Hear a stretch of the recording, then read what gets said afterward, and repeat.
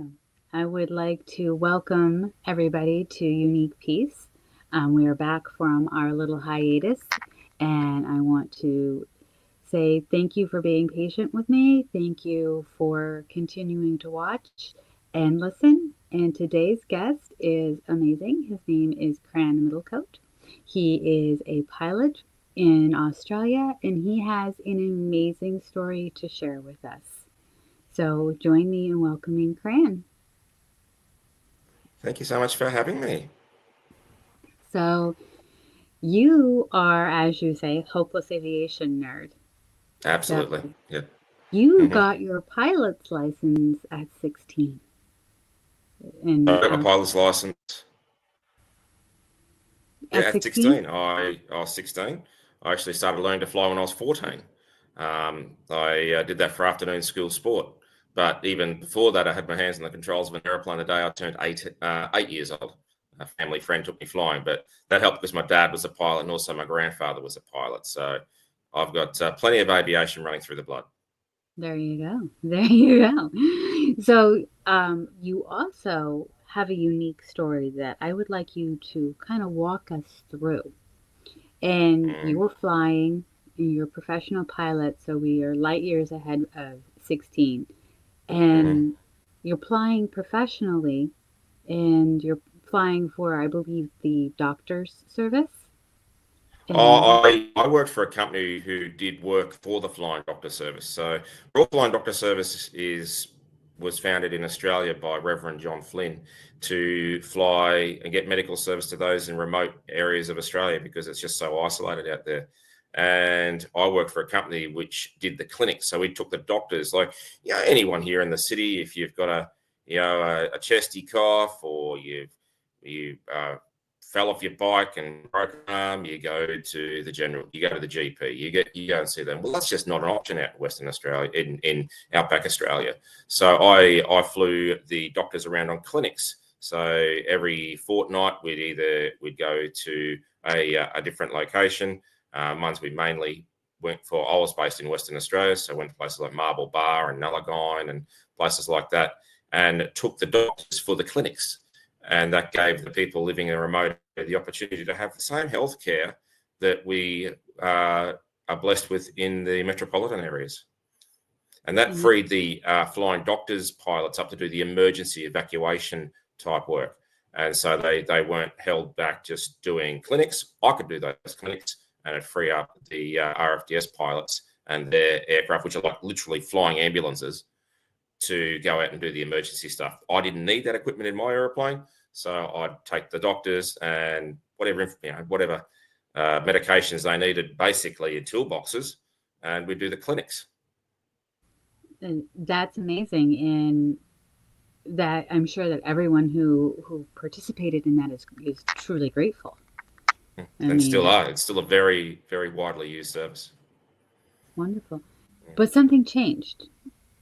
Yeah, You well, the flying doctor work that was quite early on in my career because then I went to flying regional airlines. I was flying up and down the Queensland coast into the small towns, flying little 36 to 50 seat size aircraft. And that was great. Really enjoyed that. It was the best job I ever had.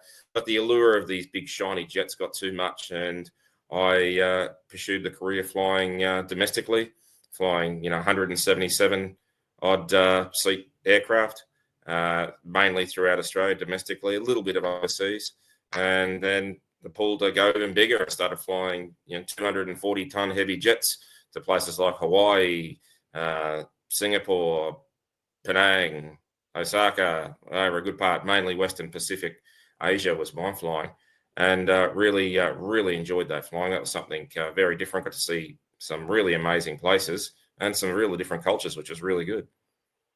yes.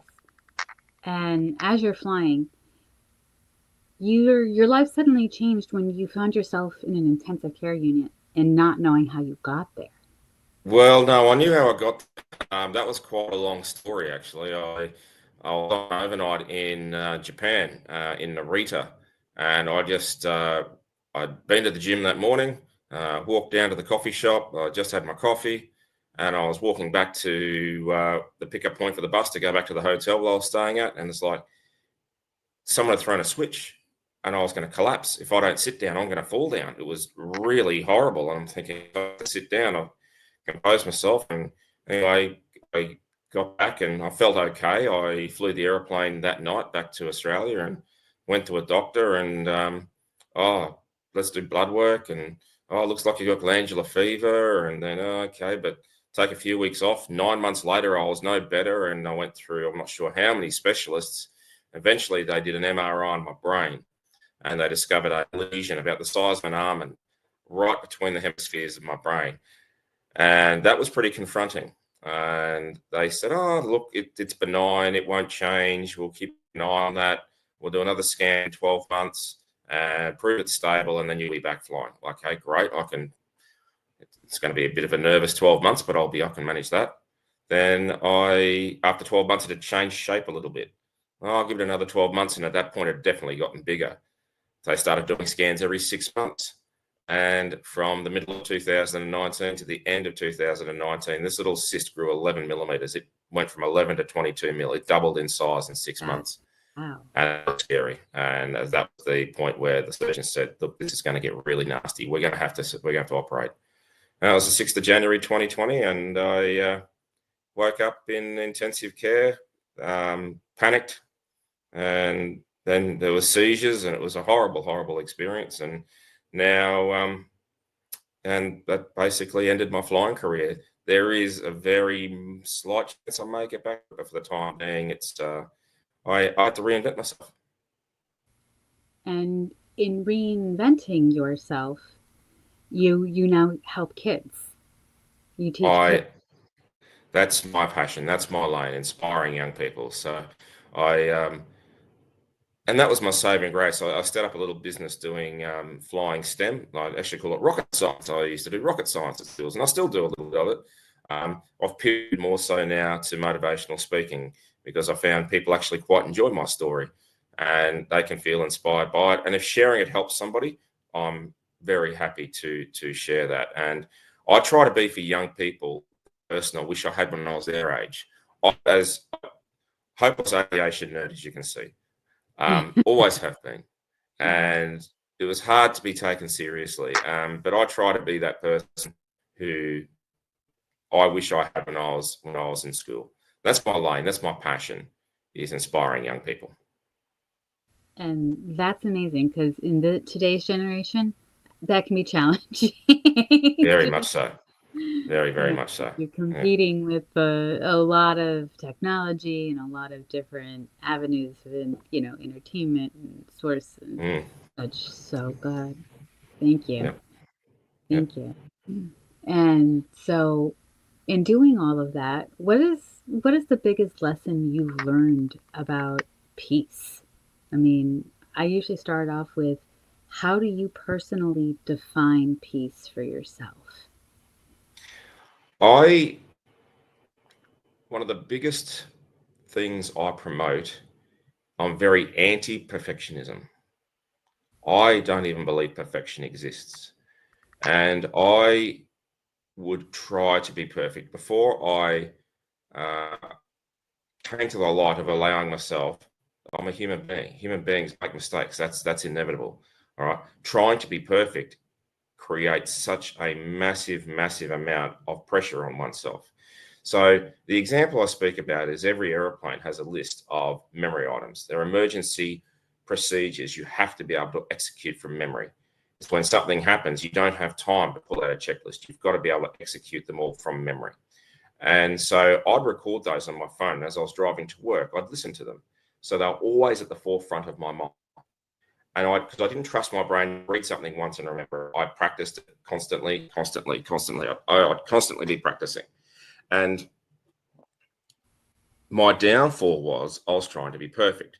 And I knew those procedures extremely well when I was driving the car to work. Put me in the simulator or in the aeroplane, the dynamic completely shifted. I had to have the complication of flying the aeroplane, managing the aeroplane, and I'd make a tiny mistake, which was really irrelevant, but I would start kicking myself because, Cran, you idiot, you practiced, you know that was stupid. Why did you do that? I was distracted then. I'd make another tiny mistake. I'd start kicking myself harder. And it was just a self-sustaining horror story, all because I was trying to be perfect. That was the worst thing I could have done. That was the worst thing I can. The best piece from a very, very, very wise Czech captain I flew with once. His name was Bruce. And he said, you got to allow yourself to stuff up. You got to allow yourself mistakes.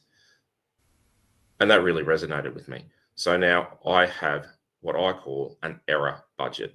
That was where I am going to go into a check. I'm going to completely stuff up 20% of it. I'm going to nail the other 80. The moment I started thinking like that, I actually had peace within myself. My sim results improved because I was allowing myself to make mistakes. Action didn't mean I was incompetent. It didn't mean I was unsafe. It meant that I recognized where that was and recognized the learning potential. But I was certainly in no way an unsafe pilot because I'm not trying to be perfect. If anyone out there thinks there's pilots are perfect up the front, I can absolutely assure you that is not the case. Thank you. And perfectionism is a trap. It increases, like you said, it puts in a tremendous amount of pressure on ourselves and causes a lot of unnecessary anxiety, I believe. Oh, I agree. Absolutely. Can't agree more. And thank you for, sharing that you're not perfect even in when you tried to be. That's when you made more mistakes. And I feel the exact same way. The more I try and be perfect, the more it works against. So that is no truer words than that have been spoken on the show. Yeah, absolutely. And I even take it a step further with flying is you've got to know how to fail. You've got to fail, and you've got to fail properly. The way we are tested when we're flying, we're in the simulator, and the check captain can start throwing failures at you, and they deliberately they take you to a point where you can't possibly manage it all. So you got to start dropping things. It's like imagine you're juggling balls, and an accomplished juggler, they keep adding balls. At some point, you get to a point of saturation where you can't keep them all up. You've got to start dropping balls. You've got to know which ones to fail on. You've got to be able to fail properly. The ironic thing is, in order to pass, you have to know how to fail. Oh my which goodness. you got to know how to fail properly. And so this is where you can't be perfect. You absolutely cannot do it. In fact, they don't want you to be, because if you're trying to be perfect and keeping them all up there, you're going to overlook the bigger picture and not meet the objectives. So that's where I like to think you've got to know how to fail. You've got to know how to fail properly, and failure is good. That's where the lessons are. Yeah. And when I speak to young people and they say, oh, well, I'm not saying if you don't pass an exam because you didn't put any effort in, that's not failure. That's just being lazy. I say fail, F-A-I-L, means first attempt in learning. Yep. You've got to be prepared. If something happens, something goes wrong and you learn from it, that's a good thing. Failure is a good thing because that's where you see the greatest learning potential. Yes, absolutely agree with that. 100% on that one. And it's important for young people to know that, because, sometimes they're told, oh, you can't fail, or you must pass this, and then they don't try. Where if told, if you put in some effort, at least I know you put in some effort. Yeah, and I mean, and anything that's going to be worth doing, it's going to take effort. It's going to be difficult. It's going to be challenging. That's just the way it is. And you do have to put effort to achieve anything good. You've got to get out of your comfort zone. And if your comfort zone means your head starts to hurt after you study for a while, you're out of your comfort zone. That's good. That's where the magic happens.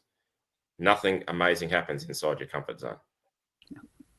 I call them the uncomfortable comfort zones, because when you get too comfortable, but are you really comfortable? That's it. I say you got to get comfortable with being uncomfortable. That's what I say. You got to get comfortable with being uncomfortable, because that's where the success happens. Yep. Agreed. And so in finding peace with that, how do you bring peace to yourself? How do you find peace within yourself? I think that, again, it comes back to that really great piece of advice, is that nothing will be perfect, and I'm allowed to make mistakes. I'm allowed to stuff things up. I'm allowed to learn from those. put your best effort in, and if you get an undesirable outcome, that's good. Embrace that failure, and you'll find peace in that, because your expectations of yourself will become very real. They become very realistic expectations, and in that is an inherent peace which just comes from it. Now, is there anything that you do when you prepare, or when you were preparing for flight, or when you prepare to speak, that brings you peace before you go on the stage or before you walk in the classroom? Preparation, proper preparation. And that's where, like I mentioned earlier, when I was flying, I drive to work and listen to all those emergency memory items, all those limitations. I was prepared for that. I was utilizing that time in the car driving to work to prepare and know and practice all that information. So I could go to work confident that I knew those procedures and I knew them very well. So, and again, with speaking, I'm properly prepared. I make sure I have my laptop charged. I make sure I have my charger with me. I have multiple different types of, I have my own HDMI cable.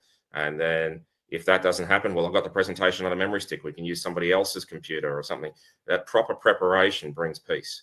And then, because inevitably something will happen. And then you've got to have that mindset. You've got to be free in your mindset. You've got to have that free headspace to deal with things when they do go wrong, they do go unexpected. To minimize those unexpected surprises and to be best prepared from them is proper preparation. And that's how I find peace, being well prepared and being well organized.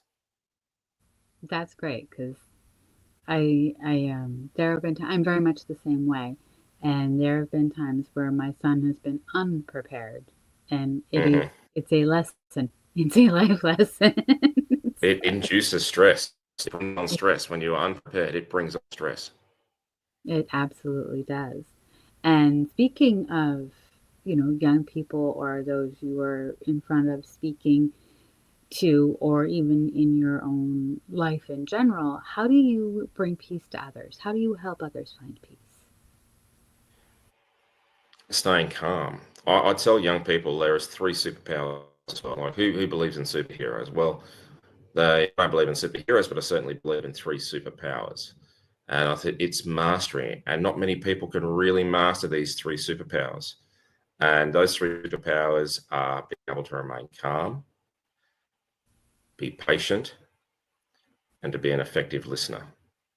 They are 3 superpowers that if you harness those, you'll have a very, very successful life, and you can implement them no matter where you are, no matter what you're doing. If you can maintain those, you'll do extremely, extremely well. And that's where I try to instill in young people the importance of being able to, most people listen to respond. You need to listen to understand. Because even if you disagree with the person you're speaking to, you can still understand their point of view, and there's still learning potential from that. And being able to remain calm and being able to remain patient is nothing short of a superpower, and it brings peace to you and to those around you. I say that all the time. I need you to listen to understand, not respond. Yeah. So many people listen to respond. Yes. And when you are listening to understand, you are actually calm because you're trying to process what the other person is saying Yes, and I agree. acknowledge what is happening. That is effective listening, and proper listening is a skill that everybody should master. And it's not easy. Like, No, it takes effort. It takes effort to achieve that. It takes a lot of effort. So, but I do agree. They're very, very, very valuable skill to have. And since you work with young people, have you ever come across the question of how to become an effective listener? I So when I go into listening, it's you have to you get down on their level, and most people, it's instinctually you respond, you hear something and you respond to it. And how do you effectively listen is, master the pause before you respond. Pause, and then having that pause forces you to understand more of what's being said. So mastering the pause is a very important part of listening. So if you just hold your breath for a second, or just breathe, but just pause, and you're in the middle of a conversation, you will absorb what's being said and you'll respond better. Mastering the pause is how I advocate good listening. I love that. I love that, especially when dealing in a classroom full of young people, where Yes. you're probably going to have a lot of questions that are very interesting depending on the age range. Oh, very much so. I love speaking to little people. I go to a school, and if they've got a kindergarten program, I'll go in and speak to the real little ones. I bring in this little model aeroplane where all the flight controls work on it. And I have my grandfather was a pilot, and he learnt to fly in the days of leather flying caps and scarves and goggles. And so I take my grandfather's flying cap in and put it on the heads of these little people, and then I'd show them the radio headset that I wear these days when I'm flying airplanes, and it's all very, very different. And engaging those people and getting them young and little ones, the little questions just bubble right out of them, and they are so inquisitive. So They I are. really am working with the little ones. And like, I guess the way this question will come about is what's in your toolbox is how when you're up there getting ready to speak in front of a classroom or speak in front of hundreds of people in a speaking engagement, and there's like somebody in your staff who's really kind of all wound up. What is in your toolbox that you could pull out to help calm that person down in like 5 or 10 minutes before you have to go out and do your thing? Staying calm, staying calm with that person. All right, just listening. Okay, I can see there's a little you're anxious here. That's fine. That's normal. All right? I'd be worried if you weren't anxious. That's normal for someone who's going to be on stage. You're going to be anxious, right? And just describe how you're feeling, and just breathe, and let them lead the conversation, and just listen, and allow those emotions just to be expressed in a statement. And okay, and then you say, right, just breathe, keep breathing. Double this. So you breathe out twice as long as you breathe in. So inhale for 3 seconds, exhale for 6, and that can also just help calm you right down as well. So definitely, I even use that in the simulator flying the aeroplane. It's just those breathing techniques to help stay focused. I found they really help me, and so that can help anyone, regardless of what situation you're in. So you do that really deep breathing in for 3 seconds, out for 6 seconds, or in for 5, out for 10, and you still exhale twice as long as you inhale. That's a really good tool to help stay calm and to keep calm as well. Wiggling your toes is another good one. One thing I heard from military pilots who fly very, very tight formation, and they end up, you've got to be careful, you end up strangling this stick, this vice grip on the control stick, and you don't fly as well. Finesse in there because you're just absolutely strangling it. A really, really one of my personal heroes I follow online is Nicole Malachowski. She was the very first female Thunderbird pilot, United States, and she said, "Loosen your grip, flying through that turbulence. Loosen your grip." And I thought that's really good. And with the kids, if you're in an exam and you start to get nervous, wiggle your toes is another really good technique just to help break that tension down and help you focus. I've never heard of wiggle the toes before. That's cool. And I was Yeah. in ROTC during high school, Mm-hmm. so we always heard keep your knees bent because you get so tense standing in formation that you lock your knees. Mm-hmm. And Yeah. if you're during a battalion presentation or something like that, people would pass out. Yeah, yeah. Oh, yeah, that happened. I've seen that in Air Force cadet parades here on Anzac Day. Yeah, it's out because the blood sugar levels aren't there, and yeah, it does happen. It does happen. Hmm.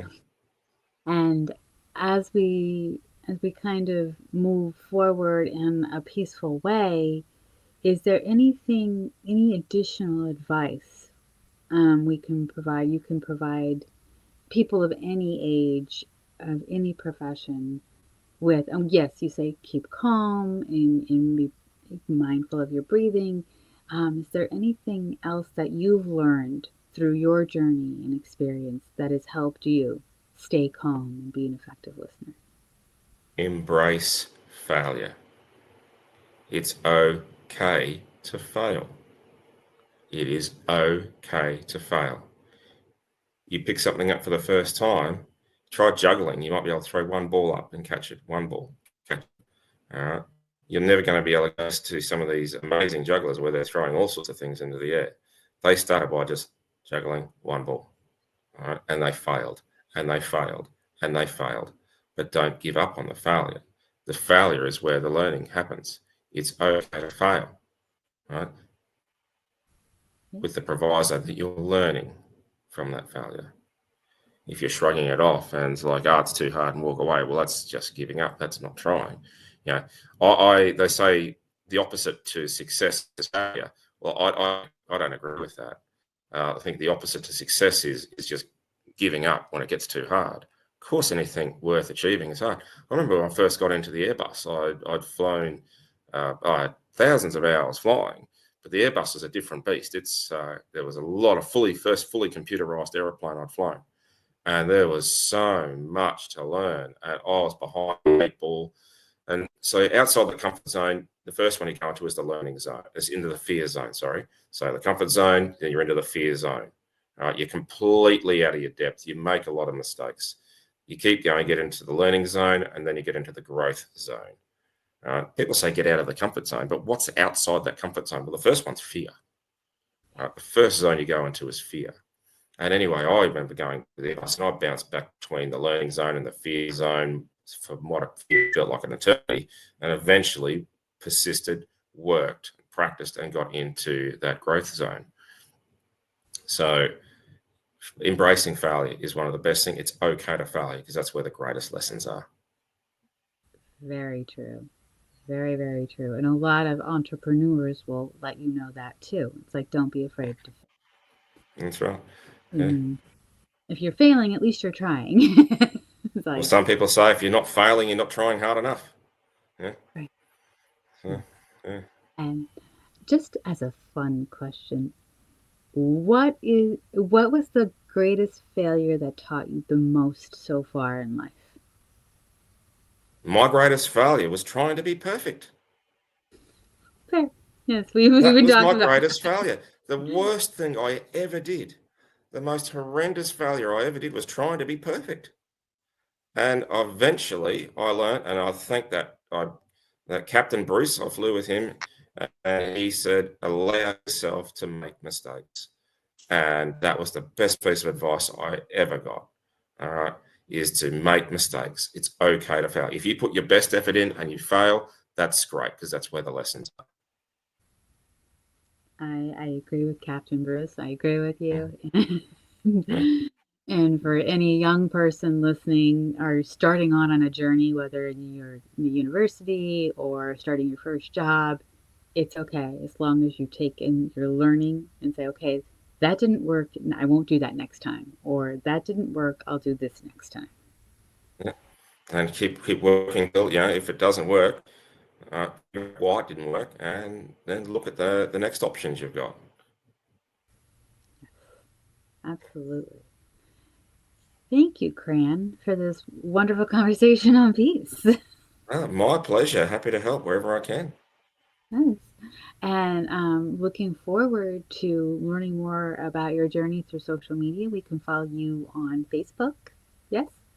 Facebook, LinkedIn's the primary platform I use. So Cran Middlecoat, that pilot guy.